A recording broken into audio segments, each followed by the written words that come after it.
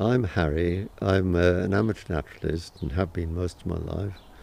And I spent a great deal of time in my garden during lockdown.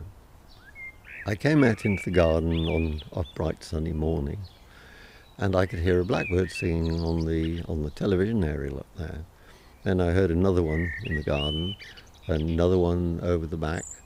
The village was absolutely full of blackbirds, and they were all singing, and they were answering each other. One would sing and another would answer, and it took me right back to my boyhood, being taught about birds by a very enthusiastic biology master.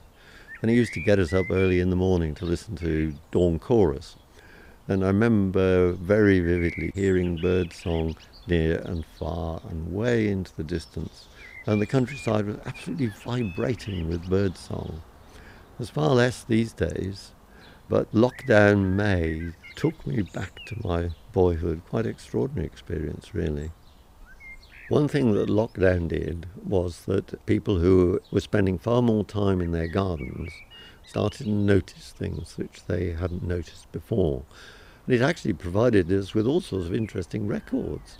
So I'd be out here with the camera and going round slowly and trying to get pictures of the insects in the hope at least I could identify some of them.